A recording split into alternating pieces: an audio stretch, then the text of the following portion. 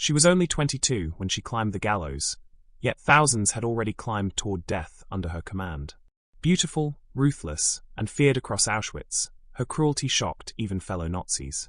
But what she said seconds before execution revealed a chilling mindset that still disturbs historians and survivors today, worldwide. April 15, 1945, British forces liberated Bergen-Belsen concentration camp and discovered 13,000 rotting corpses and 60,000 dying prisoners, whose skeletal frames barely resembled human beings anymore. Among the Nazi personnel captured was a young woman whose perfect figure and innocent blue eyes masked the most sadistic guard in the camp system, a 21-year-old former dairy worker who became the hyena of Auschwitz, the beautiful beast whose reign of terror would make her the youngest woman executed under British law in the 20th century. Irma Grese was born October 7, 1923 in Rechen, Germany, the third of 5 children in a family of struggling dairy workers whose childhood was marked by violence and tragedy from the very beginning. When Hitler came to power in 1933, and the Nazis began their sophisticated indoctrination campaign through the Hitler Youth, schools, and relentless propaganda, Irma's father Alfred refused to let his children join Nazi organizations, despising everything the movement represented despite the growing danger of such resistance. But his opposition could not shield young Irma from the Nazi ideology that saturated every classroom, where Hitler's portrait hung in honor, and textbooks taught that certain groups were subhuman and deserving of extermination, messages that would take root in the mind of a girl who already felt rejected and powerless. When Irma was 13, her mother committed suicide after discovering her father's affair, leaving the girl to be raised by Alfred alone, a devout Christian whose grief manifested in brutal physical discipline that only deepened Irma's sense of worthlessness. She struggled terribly in school both academically and socially, and her sister Helene later testified that Irma was bullied mercilessly by classmates, a victimization so severe that she dropped out at 14, barely literate, and with no prospects for her future. For the next few years she drifted between low-paying jobs, working 6 months on a farm, 6 months in a retail shop, always searching for something that might give her life meaning in a society that seemed to offer nothing but rejection. At 15, Grese found work at Hohenlohen Sanatorium as an assistant nurse under Dr. Karl Gebhardt, a Nazi physician who would later conduct horrific experiments on concentration camp prisoners, and for the first time, she glimpsed a path toward respectability and escape from her brutal upbringing. But her poor academics haunted her once again, and in 1941 she was rejected from nursing school and demoted to operating a butter machine at a dairy farm, a humiliation that must have confirmed every fear she had that she would never amount to anything. Everything changed in July 1942, when 18-year-old Irma Grese arrived at Ravensbrück concentration camp and began her transformation from bullied failure into one of history's most notorious killers. Ravensbrück was the only major Nazi camp designed specifically for women, and over its operation, 132,000 women passed through its gates, while more than 92,000 perished through execution, medical experimentation, starvation, and systematic brutality. Here, Ravensbrück functioned not just as a death camp, but as what historians call a school of violence, where Dorothea Binz, the sadistically cruel chief overseer, taught approximately 3,500 female guards that their job was simple: extract maximum work from each prisoner before she died, using whatever violence and intimidation necessary. The training was methodical and designed to break down any remaining human empathy the recruits might possess, teaching them to view prisoners not as human beings, but as numbers and objects to be exploited until death. And Grese proved to be an exceptionally eager student who absorbed these lessons with enthusiasm that shocked even her instructors. At Ravensbrück, Grese reconnected with Dr. Gebhardt, who was now coordinating barbaric medical experiments that included breaking women's legs with hammers, then infecting the wounds with bacteria, performing amputations without anesthesia, conducting forced sterilizations on Roma children, and forcing abortions or beating pregnant women to induce miscarriages. Historians believe the 18-year-old Grese assisted with these experiments, exposure that fundamentally warped her psychology and transformed whatever empathy she might have possessed into sadistic pleasure in inflicting pain on those who could not fight back. When she proudly told her family in 1943 that she was supervising prisoners at Ravensbrück, her father flew into a rage and beat her savagely before forbidding her from ever coming home again, the last contact between Irma and her family. In March 1943, Grese transferred to Auschwitz-Birkenau, the largest killing facility in human history, where she would find the position of power that fulfilled some dark need in her damaged psyche. According to her sister Helene, the Irma who had been too frightened to stand up for herself as a child discovered something terrible at Auschwitz. She had power to strike people who could not strike back, and she enjoyed it immensely, reveling in the fear she inspired and the absolute control over thousands of lives and deaths. Dr. Gisela Perl, a Jewish physician who survived Auschwitz, testified that Grese was one of the most beautiful women she had ever seen, with a perfect figure and the gayest, most innocent blue eyes imaginable, yet simultaneously the most depraved, cruel, and imaginative pervert she had ever encountered. Grese's sexual depravity became as infamous as her violence, taking lovers from both male and female camp populations with no regard for Nazi racial laws. She allegedly had affairs with Dr. Joseph Mengele, the Angel of Death, and Joseph Kramer, commandant of Auschwitz-Birkenau. Survivor Olga Lengyel documented that during selections for the gas chambers, Grese deliberately chose the most beautiful young women out of jealousy, sending them to death simply because she could not bear anyone being more attractive than herself. She used 16-year-old Nina Kaelska as a lookout during lesbian orgies in the barracks, and when she grew bored of her sexual partners, she would select them for the gas chambers without a second thought. When a handsome Georgian prisoner refused her advances, she dragged his naked girlfriend around camp by her hair before whipping her viciously, then had the man shot and the woman sent to the camp brothel. Her numerous affairs led to sexually transmitted diseases and multiple abortions, and Dr. Perl recalled that during one abortion procedure, Grese's only concern was the physical pain she would feel, showing no remorse whatsoever. In May 1944, 20-year-old Grese became senior guard of Lager C at Birkenau, supervising approximately 30,000 Hungarian Jewish women during one of the Holocaust's most intensive killing periods.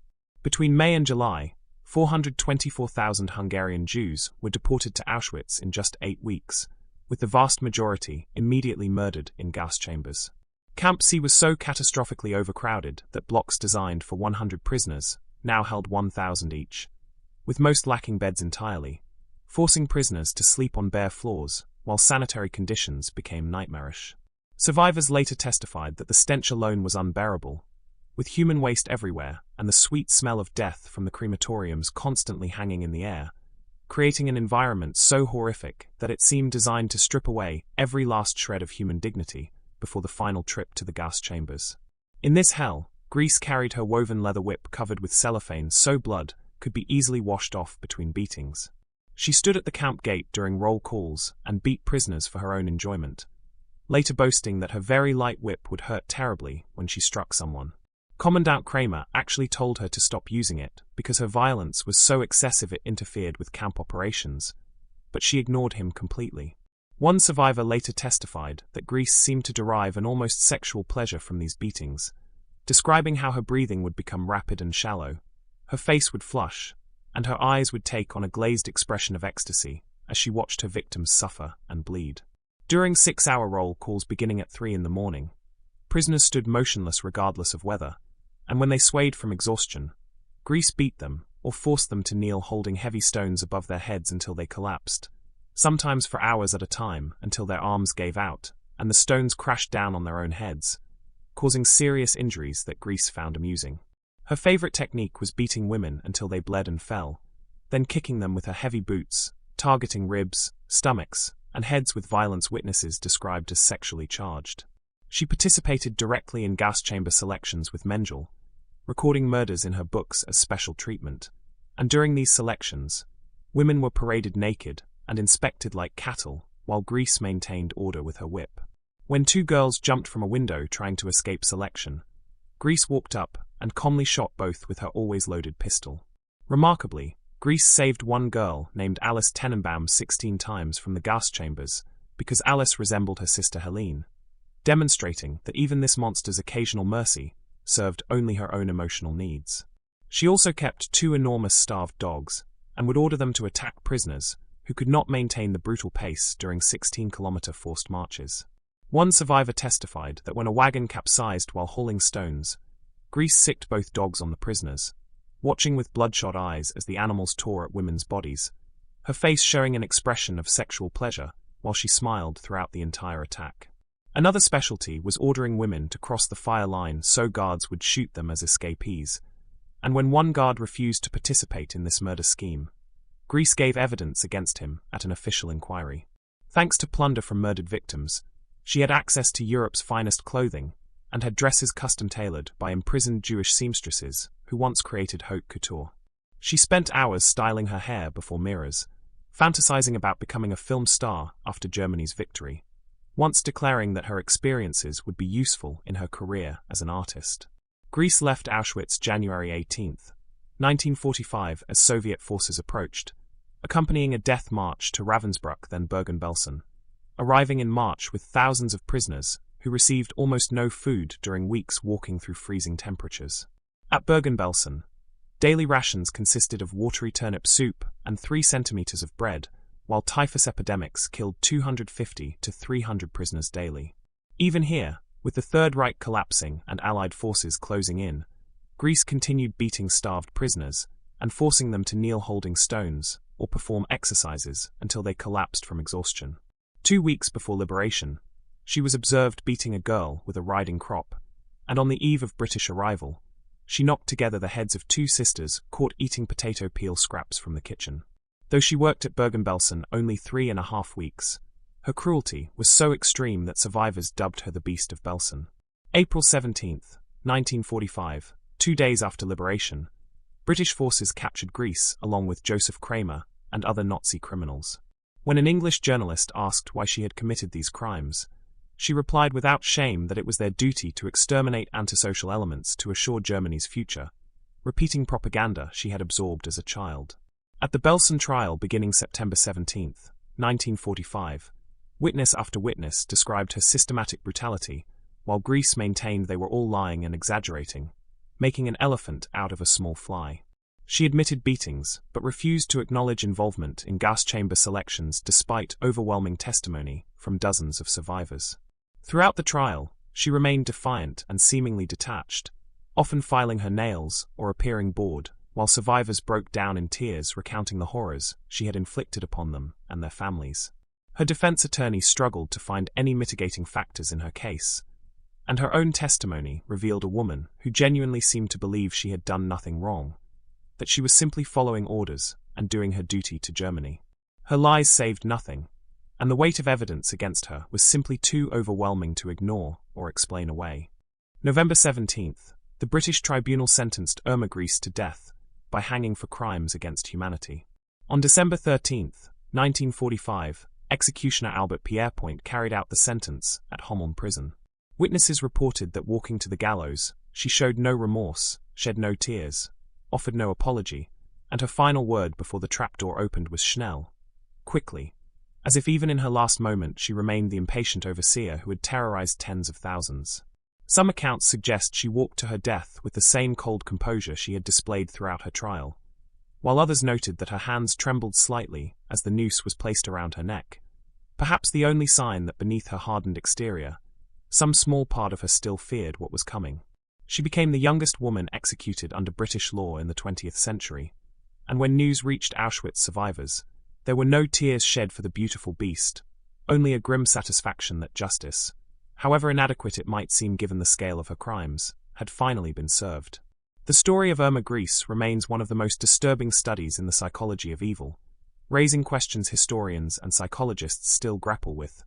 How does a bullied, abused child with limited education transform into one of the Nazi system's most sadistic killers, finding sexual pleasure in torture and developing systematic cruelty that shocked even hardened SS officers?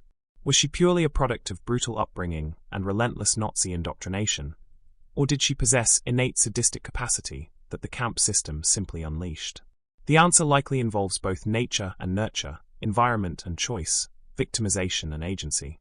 What remains undeniable is that Irma Grese stands as a permanent reminder that evil does not require a monstrous appearance, that cruelty can hide behind an angelic face and innocent blue eyes, and that the capacity for systematic violence exists not just in obviously disturbed individuals, but in seemingly ordinary people who, given absolute power and released from moral constraints, become capable of unimaginable atrocities.